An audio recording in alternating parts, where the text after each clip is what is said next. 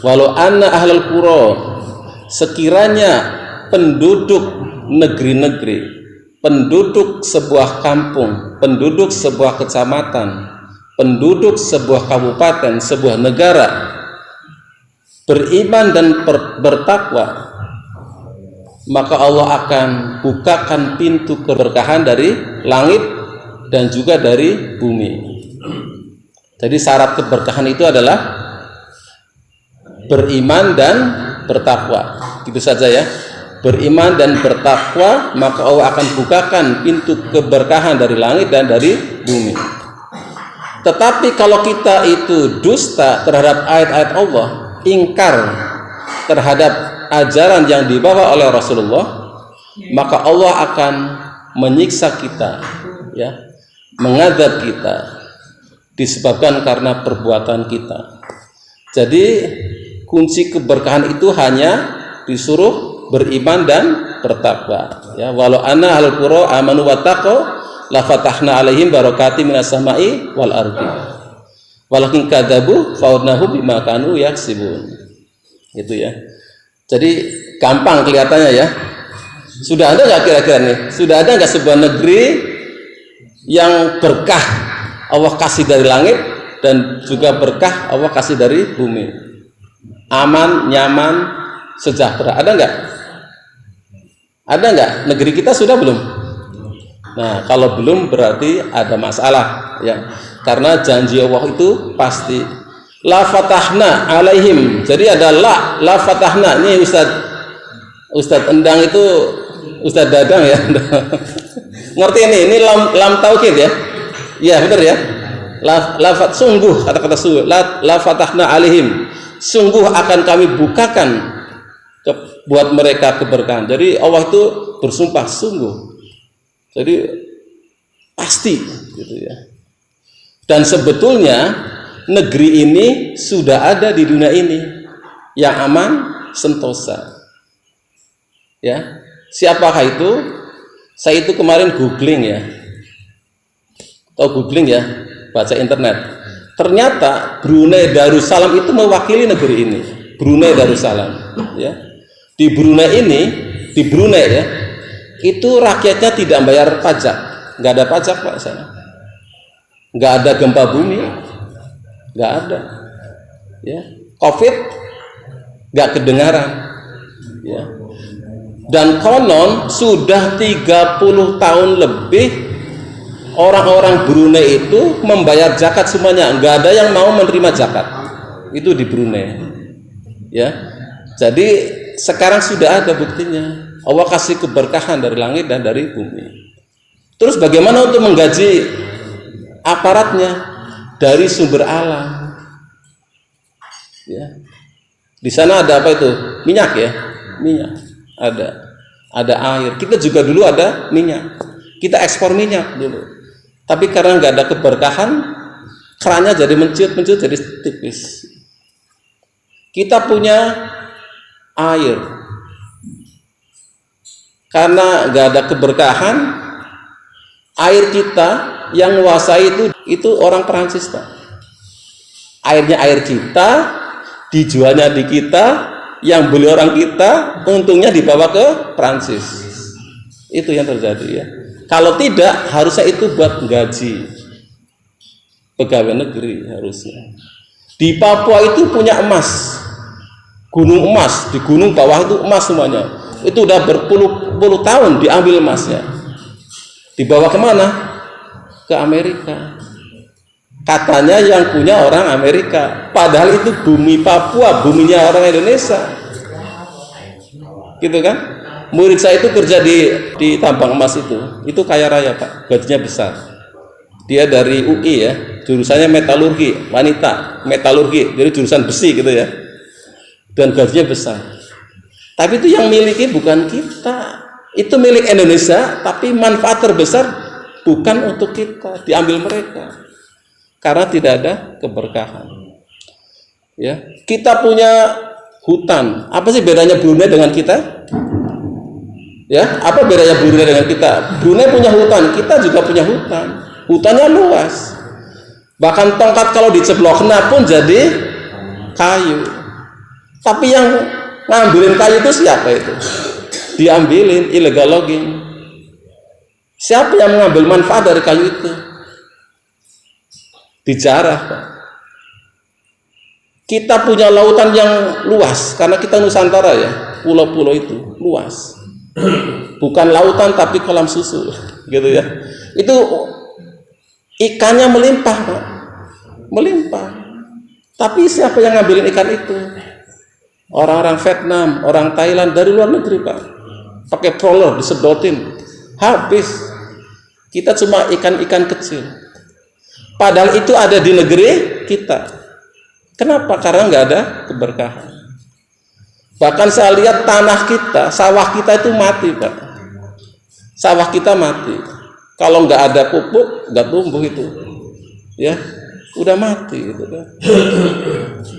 Karena mungkin kita banyak melakukan kemaksiatan. Dulu di Mesir, Pak, zaman Fir'aun, karena penduduknya banyak yang berbuat maksiat, Allah kirim apa itu? Angin tofan, apalagi belalang, kemudian apalagi kirim kutu, kirim katak dan darah. Jadi habis, ladangnya habis ya. Dikirim belalang, habis itu sawahnya dimakan belalang.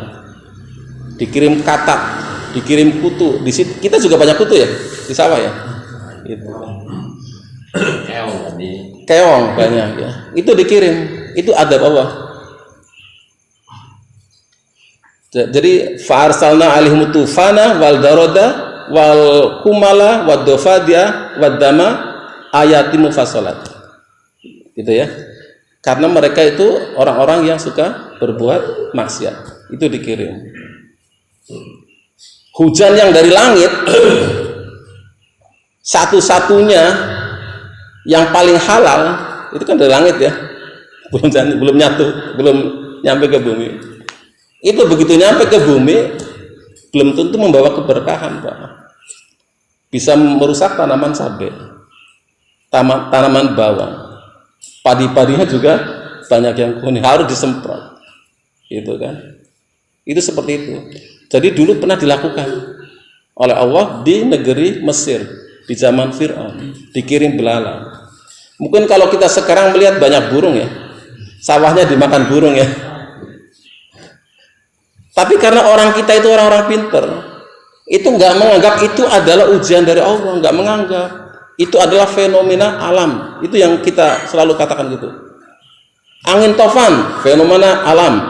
Padahal Allah di Al-Quran bilang itu adalah adab. Ya. Burung-burung yang banyak, fenomena alam. Karena lagi musim kawin, anaknya banyak. Banyak kutu, banyak katak, dan sebagainya. Bahkan gempa bumi pun Allah kirim untuk negeri Madian sebagai adab. Tapi kalau gempa bumi terjadi sekarang, maka kita bilang itu fenomena alam. Jadi nggak mempan kalau adab itu nyampe ke kita sekarang, ya. Ya, di negeri Madian itu dikirim gempa bumi. Kenapa? Karena penduduknya itu suka mengurangi timbangan, takaran. Ya. Makanya Allah bilang, "Fa'ful kaila wal mizana wala tafhasanasa asyahum." Maka sempurnakanlah timbangan dan takaran kalau lagi dagang, dan jangan sekali-kali mengurangi timbangan dan takaran. Wala tufsidu fil ardi ba'da islahiha. Jangan bikin kerusakan setelah Allah memperbaikinya. Itu. Dan mereka lakukan itu, Allah kirim gempa bumi. Tapi kalau sekarang kita ada semacam itu, katanya fenomena alam. Nah, Allah bilang apa? Wa zayyana lahumus syaitanu a'malahum. Jadi kita menganggap ini fenomena alam. Ini mah bukan ujian biasa. Karena Pak, setan telah membuat amal kita itu indah. Apa yang kita lakukan itu dibuatnya oleh setan indah. Wah, fenomena alam. Ya. Dan burung ini, serangan burung yang sekarang itu terjadi di Medan juga banyak. Saya lihat di video, lebih luas lagi, Pak. Jadi sawahnya dimakan burung. Itu bisa jadi karena tadi nggak ada keberkahan. Karena janji Allah itu apa? Kalau beriman dan bertakwa pasti ada keberkahan. Kita kadang nggak memilih pemimpin tapi memilih uang, kan gitu kan? Itu dari macam-macam. Jadi semuanya Tuhannya uang.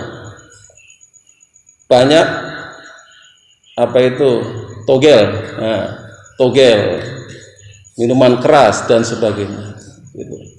Jadi Allah bilang kalau nggak beriman dan bertakwa maka Allah akan kirim siksaan itu. Ini Al-Quran yang bicara. Maka apa yang harus kita lakukan? Pertama bertobat, ya. Karena apa? Meskipun kita sudah sering bertobat ya, karena ujian, cobaan atau azab itu tidak saja terjadi kepada si pelaku, kepada orang dolim itu, tetapi juga semua orang kena. Gempa bumi kena kepada orang-orang baik juga, ya. Maka kata Allah, fattaqu fitnatan la tusibanna ladina dzalamu minkum khassah. Maka hendaklah kita takut atau apa itu menjaga diri dari siksaan yang tidak hanya menerjang orang-orang yang zalim saja, tapi juga kita ikut kena. Hendaknya ada di antara kita, biar nggak banyak kemaslahatan tadi ya, ada umat yang menyeru untuk melakukan kebaikan. Wa takum minkum ummatu yad'una ilal khairi wa ya'muruna bil ma'ruf, dan menyuruh orang-orang, mengajak orang-orang untuk melakukan hal-hal yang ma'ruf, hal-hal yang dipandang baik di masyarakat sekitar, dan mencegah perbuatan yang mungkar, yang dilarang agama, ya. Jadi harusnya ada orang-orang yang semacam itu. Kita yang ngomong gitu ya, jangan bikin kerusakan, jangan buang sampah di sungai kali gitu ya, karena bikin banjir. Jalanan sudah diaspal, dijaga.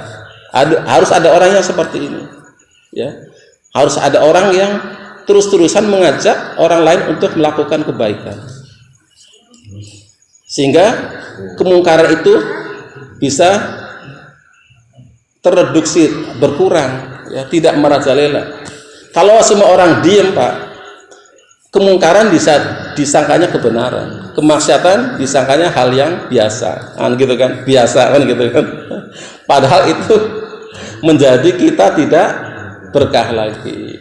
Dan Allah mensifati orang-orang yang melakukan kebaikan, yang menyeru untuk melakukan kemakrufan, yang mencegah kemungkaran itu, Allah sifati sebagai orang-orang yang beruntung. Wa ulaika humul muflihun. Jadi orang-orang yang selalu nasihatin teman-temannya ya untuk berbuat baik, jangan seperti itu ya. Karena nanti ujiannya untuk kita semuanya ya. Sehingga semua akan kena ya. Dan lakukanlah kebaikan-kebaikan karena inna rahmatullahi qaribu minal muhsinin. Karena sesungguhnya yang kita cari kan rahmat, Pak. Rahmat Allah itu dekat kepada orang-orang yang berbuat baik. Jadi rahmat, Pak. Jadi ya, karena rahmat Allah lah kita bisa melakukan amal yang baik. Tanpa rahmat Allah kita nggak bisa melakukan amal yang baik, Pak. Tanpa rahmat Allah kita tidak bisa berlaku sopan santun. Ya. Semuanya rahmat Allah. Jadi kebaikan itu adalah rahmat. Sehingga dalam sebuah hadis dikatakan bahwa orang itu bukan karena amalnya yang membuat dia masuk surga, tapi karena rahmat Allah. Allah lah yang membuat dia masuk surga. Karena rahmat maka dia senang datang ke mushola. Karena rahmat dia mau berjamaah ke mushola. Karena rahmat Allah itu kebaikan-kebaikan gitu ya. Dan rahmat Allah itu dipancing melakukan kebaikan-kebaikan. Sehingga ada di Al-Quran dijelaskan, meskipun dia tidak beristighfar pun Allah ampuni dia. Karena orang itu ada itikat baik, dikasih rahmat, Pak. Padahal dia tidak beristighfar, tidak berdoa. Karena orang itu melakukan kebaikan. Siapa dia? Para penyihir Fir'aun. Di Al-Quran di Al-A'raf itu dikatakan, gara-gara mereka ngomong, ya Musa imma antulkiyah wa imma anakuna nahnu mulkin. Gara-gara ngomong gitu ke Musa, itu rahmat Allah turun kepada orang itu, kepada para penyihir. Ya, kata penyihir itu, ya Musa, sampean yang lempar tongkat disit apa kami? Nah, gitu. Jadi mau perang itu ada basa-basi, sampean disit apa pulau gitu ya. Apa kita? Gitu ya. Gitu. Qala alku, kata Musa, kalian lempar gitu ya. Nah, setelah itu kemudian Musa melempar tongkat dan memakan ular itu, mereka langsung sujud. Nggak usah didakwain, Pak, nggak usah didakwain, langsung sujud, ya, bersungkur sujud dan beriman, ya, kepada Rob alam semesta, Tuhannya Musa dan Harun. Langsung dapat rahmat, Pak, ya, tanpa beristighfar. Jadi nggak perlu didakwain, Pak, langsung gara-gara itu, karena ada sopan santun itu. Ada seorang pelacur, ya, tidak beristighfar, Pak, dan ini riwayatnya banyak, ya. Gara-gara ngasih minum anjing yang kehausan, masuk surga. Kenapa? Karena dia melakukan kebaikan sehingga rahmat Allah itu turun, gitu ya. Nah, makanya kita pancing dengan berbuat kebaikan, menyuruh orang melakukan kebaikan, mengajak orang melakukan kebaikan, dan mencegah kemungkaran, sehingga insya Allah kita akan disifati oleh Allah, kita termasuk orang-orang yang muflihun, orang-orang yang beruntung.